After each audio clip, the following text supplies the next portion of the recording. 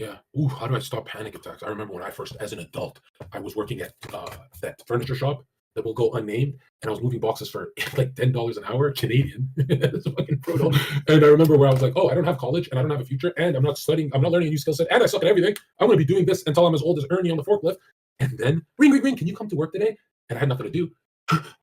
Cold sweat. Yeah, I can come. And it was like, oh, it's just a regular day at work. It wasn't fucking anything scary. But every time they called me, they're like, are you ready to, your identity is going to become Ernie, the forklift guy. You're going to be Ernie. You're going to be in debt. When Ernie came up to me and said, maybe I filed for bankruptcy. I said, no, this is going worse and worse. He said, no, bro, they let you off clean slate. And I'm like, dude, I'm going to be Ernie. And that's the first time I had serious panic attacks. And I was like, and I didn't know what the panic attacks were. I didn't Google them.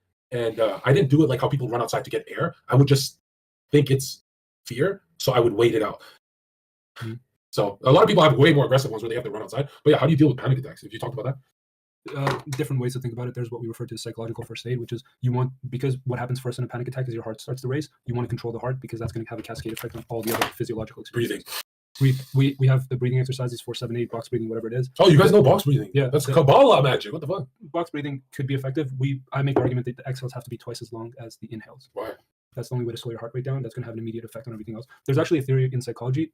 Some people might know it. It's like very basic psychology. It's the James Lange theory of emotion, that we don't experience emotion cognitively and then our body manifests it. It's the other way around. Our body experiences something and it tells our brain what to process as an emotion. Yeah. So if you can control your heart rate, theoretically, under this theory, you could tell your brain that you're not having a panic attack. I remember before a date with a girl that's not a girl, it's a crush, I would not only exhaust myself hiking a bit and get that energy out, before I see her, I would exhaust myself because I wanted to go flawless. That way I don't have to spend 2 months getting her. I can spend 1 week. Mm-hmm. And I remember thinking to myself, like, holy fuck, I always forget. Every date I have, I forget the breathing thing. But people do it before football games.